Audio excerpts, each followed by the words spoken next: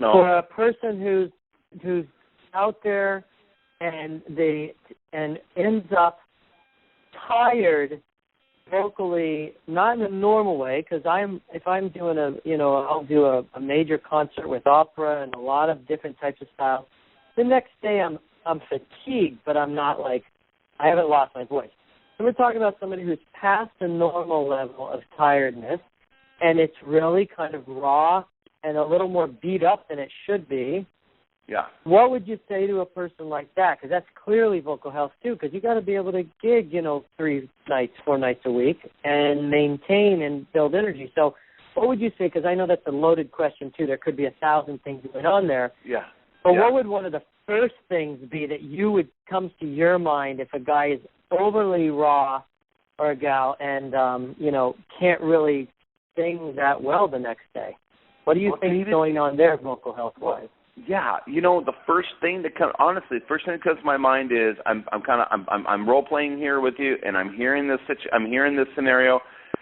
We've got a professional singer, right? Right. Who's singing professionally, and he's did a couple of nights. And he's got several more nights to go, and he's already feeling raw. Yeah. Okay, so the first thing that comes to my mind is, why are you feeling raw? I would go to the technique, David. I would be questioning, what is it that you're doing or that you're not doing that is not preparing the physical strength and the coordination of your voice well enough so that after 2 performances as a professional, you're already feeling tired and raw? That's the problem. Now, we can throw a Band-Aid at it. We can get some singer's tea and make them drink some warm minty tea the next night, and that will probably help and soothe the voice a bit, sure. We can advocate that they pick up your products, David. That's going to help as well.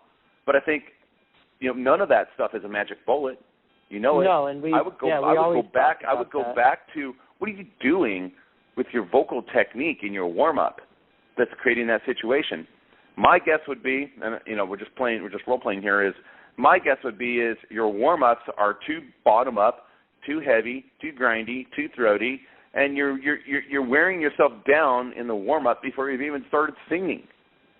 If you have a voice that is oriented for top-down phonations, and what I mean by that is oriented for resonating in the mask, a voice that is a voice and a warm-up and routines that are ringy and pingy, that vibrate the nose, that vibrate the upper palate, that vibrate the teeth in your mouth when you're singing, that have brighter harmonics, generally speaking, that twang, that quack, that compress. If you are doing vocal leads, workouts, and singing in these kinds of physical configurations and postures, you're not going to get tired. You really shouldn't.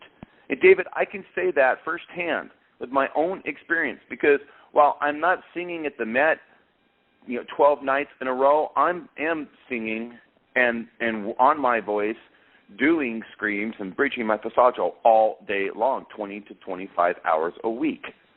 Add on top of that my own music, which tends to be demanding rock metal stuff that I'm working on and recording from time to time. My voice never gets that problem.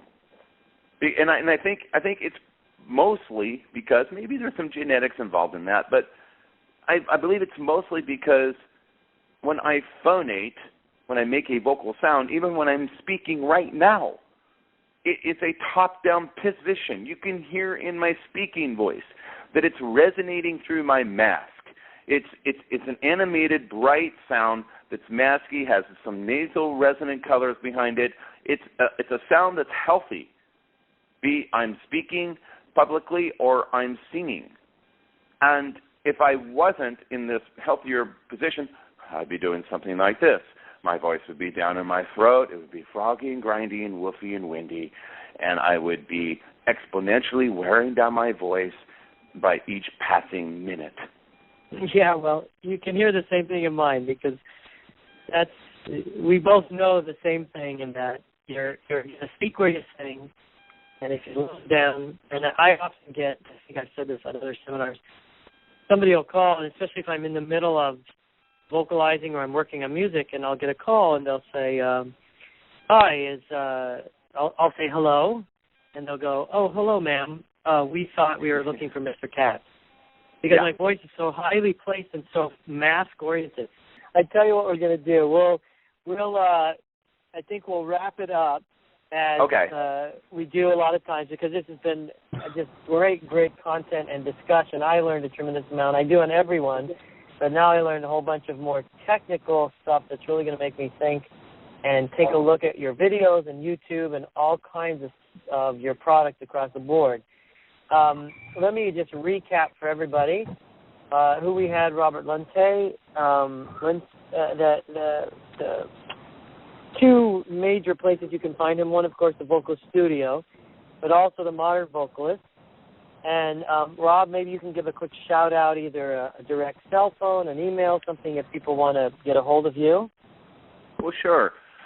Of course, please do reach out to me at robert@thevocaliststudio.com. I'm available to talk to you about private training over Skype. I do Skype vocal lessons. It's majority of my clients are working with me over Skype from all over the world, or you can do a training intensive in Seattle. If you're a voice coach or you're interested in creating a career as a voice coach, the TVS Certified Instructor Program is also something I would love to talk to you about.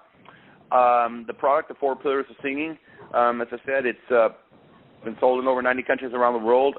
It's not a product that was completed and then I put it down and kicked my feet up and rested and that is never being improved. It's a product that's always being improved. You're always going to get the absolute latest and greatest and the best that I can possibly give to you in terms of vocal techniques and training and how to help you sing with the 4 Pillars of Singing. And if you have questions regarding that, I'd be very excited to answer them for you.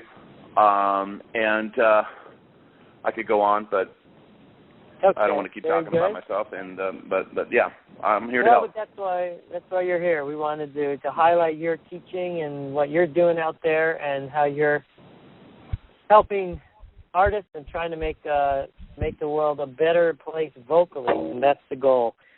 So I think that today we'll wrap it up, and I just want to thank you, Rob, again for coming on and giving us your time, and thank everybody else who called to listen. You can go and find other teleseminars at superiorvocalhealth.com.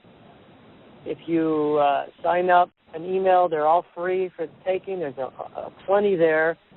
Just like this, in-depth talks about vocal health and technique and diet and what to do when and where and how. And that's about it. I, as always, just want to wish everybody, including you, Rob, your best on your quest for superior vocal health. Take care. Thank you. I'll be around. And David, thank you for this really fun opportunity to help singers and get my message out. And Benny, it was great meeting you today. I hope that you and I can work again together sometime. And thank God for people like David that help us put things together. Thank you. Good stuff. All right, Rob. Take care. All right.